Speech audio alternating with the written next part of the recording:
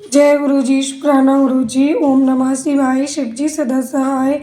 ओम नमः शिवाय। गुरु जी सदा सहाय। सभी संगत परिवार को मेरा जय गुरु जी। गुरु जी महाराज के चरणों में कोटि कोटि नमन प्रणाम वंदन। भगवान शिव माँ पार्वती के चरणों में कोटि कोटि नमन प्रणाम वंदन। शिव महापुराण कथा को मेरा बारंबार नमस्कार। संगत जी, आज हम शिव महापुराण अध्याय 14 विद्येश्वर संहिता में श्रवण करेंगे। आज की कथा, भगवान की पूजा करने से जो जो फलों की प्राप्ति होती है या जिस देवता की आराधना से जिस फल की प्राप्ति होती है उस सब का वर्णन किया गया है। और आज की कथा हमारे मन को शिवमय बनाने वाली कथा है। कृपा करके इस कथा को आप पूरी श्रद्धा, मन और भक्ति भाव के साथ सुने। जब आपका मन श्रद्धा भक्ति भाव से जुड़ता है तभी आपके लिए कथा में आनंद आता है और कथा का पूरा आशीर्वाद आपको प्राप्त होता है। तो इस कथा का पूरा आशीर्वाद प्राप्त करने के लिए आप पूरे मन से एकाग्रचित्त होकर ध्यान से इस कथा को सुने और पूरा अध्याय अंत तक सुने। एक बार भक्ति भाव से मेरे साथ पूरे मन से ओम नमः शिवाय का जाप करें। अग्नि यज्ञ, देव यज्ञ और ब्रह्म यज्ञ आदि का वर्णन भगवान शिव के द्वारा 7 वारों का निर्माण तथा उनमें देवाराधन से विभिन्न प्रकार के फलों की प्राप्ति का कथन। ऋषियों ने कहा, विभो, अग्नि यज्ञ, देव यज्ञ, ब्रह्म यज्ञ, गुरु पूजा तथा ब्रह्म तृप्ति का हमारे समक्ष वर्णन कीजिए। सूत जी बोले, महर्षियों, गृहस्थ पुरुष अग्नि में सायंकाल और प्रातःकाल जो चावल आदि द्रव्य की आहुति देता है उसी को अग्नि यज्ञ कहते हैं, जो ब्रह्मचर्य आश्रम में स्थित है। उन ब्रह्मचारियों के लिए समिधा का आधान ही अग्नि यज्ञ है। वे समिधा का ही अग्नि में हवन करें। ब्राह्मणों, ब्रह्मचर्य आश्रम में निवास करने वाले द्विजों का जब तक विवाह न हो जाए और वे उपासनाग्नि की प्रतिष्ठा न कर ले तब तक उनके लिए अग्नि में समिधा की आहुति, व्रत आदि का पालन तथा विशेष यजन आदि ही कर्तव्य है। यही उनके लिए अग्नि यज्ञ है। द्विजों, जिन्होंने बाह्य अग्नि को विसर्जित करके अपने आत्मा में ही अग्नि का आरोप कर लिया है, ऐसे वानप्रस्थियों को और सन्यासियों के लिए यही हवन या अग्नि यज्ञ है कि वे वेद समय परित कर परिमित और पवित्र अन्न का भोजन कर लें। ब्राह्मणों, सायंकाल अग्नि के लिए दी हुई आहुति संपत्ति प्रदान करने वाली होती है, ऐसा जानना चाहिए। और प्रातःकाल सूर्य देव को दी हुई आहुति आयु की वृद्धि करने वाली होती है। ये बात अच्छी तरह समझ लेनी चाहिए। दिन में अग्निदेव सूर्य में ही प्रविष्ट हो जाते हैं, अतः प्रातःकाल सूर्य को दी हुई आहुति भी अग्नि यज्ञ के ही अंतर्गत है। इस प्रकार ये अग्नि यज्ञ का वर्णन किया गया। इंद्र आदि समस्त देवताओं के उद्देश्य से अग्नि में जो आहुति दी जाती है उसे देव यज्ञ समझना चाहिए। स्थाली पाक आदि यज्ञों को देव यज्ञ ही मानना चाहिए। लौकिक अग्नि में प्रतिष्ठित जो चूर्णाकरण आदि संस्कार निमित्त हवन कर्म है उन्हें भी देव यज्ञ के अंतर्गत जानना चाहिए। अब ब्रह्म यज्ञ का वर्णन सुनो। जिसको चाहिए कि वह देवताओं की तृप्ति के लिए निरंतर ब्रह्म यज्ञ करे। वेदों का जो नित्य अध्ययन या स्वाध्याय होता है उसी को ब्रह्म यज्ञ कहा गया है। प्रातः नित्य कर्म के अनंतर सायंकाल तक ब्रह्म यज्ञ किया जा सकता है, उसके बाद रात में इसका विधान नहीं है। अग्नि के बिना देव यज्ञ कैसे संपन्न होता है इसे तुम लोग श्रद्धा से और आदरपूर्वक सुनो। सृष्टि के आरंभ में सर्वज्ञ, दयालु और सर्वसमर्थ महादेव जी के समस्त लोकों के उपकार के लिए बारों की कल्पना की। वे भगवान शिव संसार रूपी रोग को दूर करने के लिए वैद्य हैं, सबके ज्ञाता तथा समस्त औषधों के भी औषध हैं। उन भगवान ने पहले अपने भार की कल्पना की जो आरोग्य प्रदान करने वाला है, तत्पश्चात अपनी माया शक्ति का भार बनाया जो संपत्ति प्रदान करने वाला है। जन्म काल में दुर्गतिग्रस्त बालक की रक्षा के लिए उन्होंने कुमार के भार की कल्पना की। तत्पश्चात सर्वसमर्थ महादेव जी ने आलस्य और पाप की निवृत्ति तथा समस्त लोकों का हित करने की इच्छा से लोक रक्षा भगवान विष्णु का भार बनाया। इसके बाद सबके स्वामी भगवान शिव ने पुष्टि और रक्षा के लिए आयुकर्ता त्रिलोक सृष्टा परमेष्टि ब्रह्मा का आयुष्कारक भार बनाया, जिससे संपूर्ण जगत के आयुष्य की सिद्धि हो सके। इसके बाद तीनों लोकों की वृद्धि के लिए पहले पुण्य पाप की रचना हो जाने पर उनके करने वाले लोगों को शुभाशुभ फल देने के लिए भगवान शिव ने इंद्र और यम के भारों का निर्माण किया। ये दोनों भार क्रमशः भोग देने वाले तथा लोगों के मृत्यु भय को दूर करने वाले हैं। इसके बाद सूर्य आदि 7 ग्रहों को जो अपने ही स्वरूप हो तथा प्राणियों के लिए सुख दुख के सूचक है, भगवान शिव ने उपर्युक्त 7 भारों का स्वामी निश्चित किया।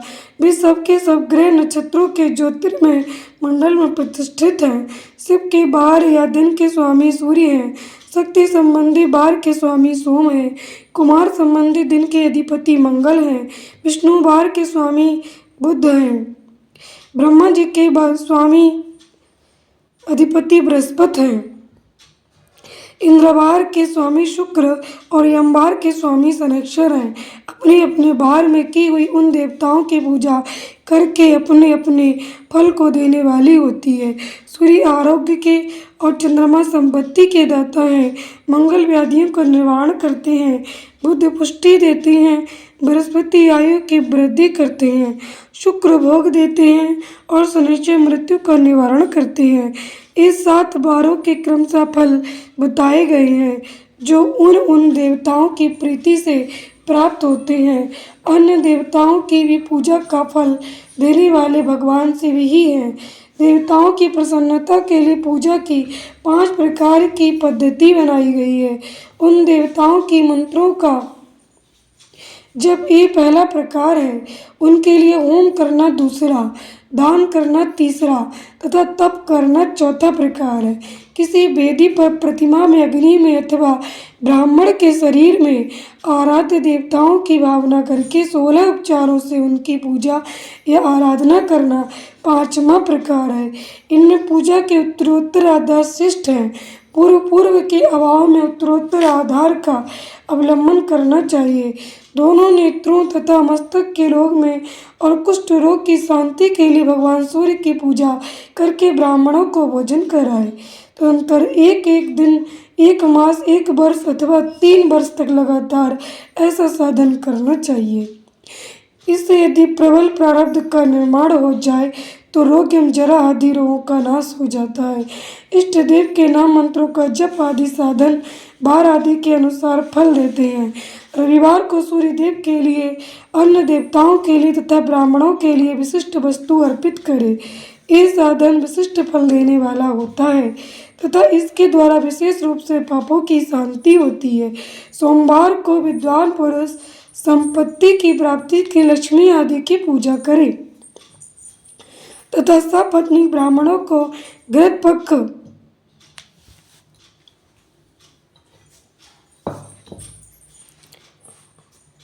अन्न का भोजन कराए। मंगलवार को रोगों की शांति के लिए काली आदि की पूजा करें तथा उड़द, मूंग एवं अरहर की दाल आदि से युक्त अन्य ब्राह्मणों को भोजन कराए। बुधवार को विद्वान पुरुष दधि युक्त अन्न से भगवान विष्णु का पूजन करे। ऐसा करने से सदा पुत्र, मित्र और कलत्र आदि की पुष्टि होती है। जो दीर्घायु होने की इच्छा रखता हो वह गुरुवार को देवताओं की पुष्टि के लिए वस्त्र, यज्ञोपवीत तथा घृत मिश्रित खीर से यजन करे। भोगों की प्राप्ति के लिए शुक्रवार को एकाग्रचित होकर देवताओं का पूजन करे और ब्राह्मणों की तृप्ति के लिए षड्रस युक्त अन्न दे।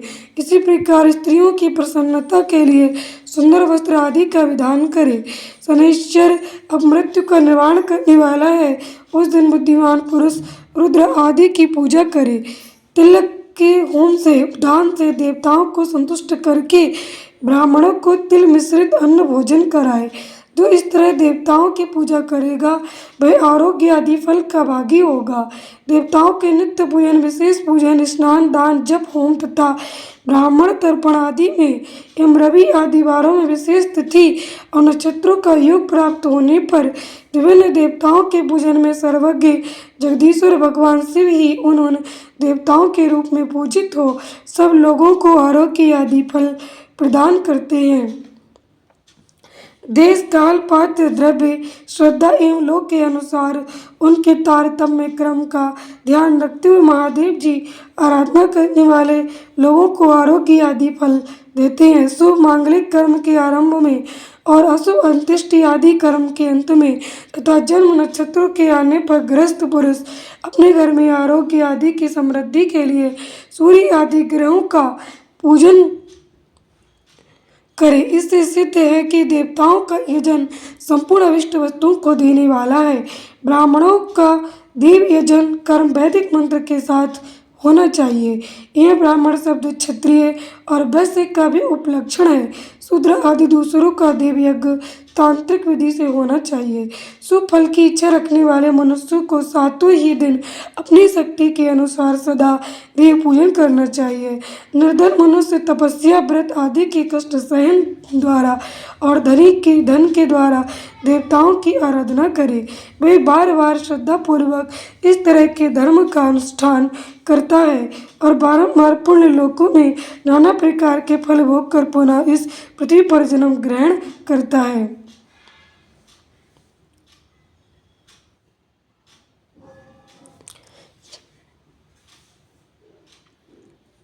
धनवान पुरुष सदा भोग सिद्धि के लिए मार्ग में वृक्ष आदि लगाकर लोगों के लिए छाया की व्यवस्था करे।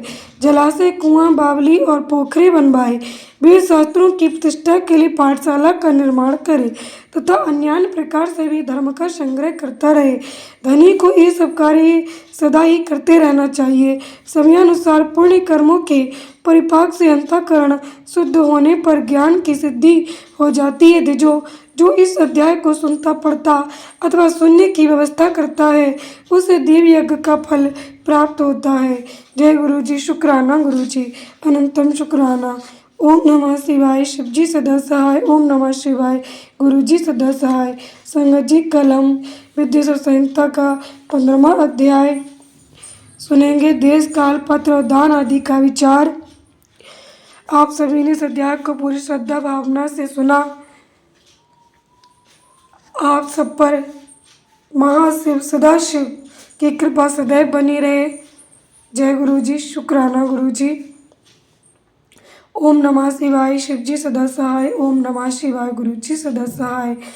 आप सब भी एक बार कमेंट में अवश्य लिखें जय गुरु जी, शुक्राना गुरु जी, और लाइक करके मुझे मोटिवेट करें ताकि मैं आप सबके मोटिवेशन से, गुरु कृपा से और भी निरंतर शिव महापुराण कथा तथा अन्य कार्यों को करती रहूं जो धर्म से जुड़े हुए हों और सभी संगत परिवार तक ये कथा पहुंचाती रहूं। और यदि आप चैनल पर नए हैं तो सब्सक्राइब करें। जय गुरु जी। शुक्राना गुरु जी। ये कथा गुरु कृपा से ही शुरू हुई है। इस चैनल पर शिव महापुराण कथा और गुरु कृपा से निरंतर चलती रहेगी। गुरु जी के आदेश से ही इस चैनल का निर्माण हुआ। जय गुरु जी। शुक्राना गुरु जी, अनंतम शुक्राना। संगत जी, गुरु कृपा से एक नई चीज का निर्माण हुआ है। भगवान शिव सदाशिव, उसमें माँ शक्ति और भगवान शिव दोनों की शक्ति विराजमान है। वो बहुत जल्द आप सब लोगों के सामने आएगा। जय गुरु जी। शुक्राना गुरु जी।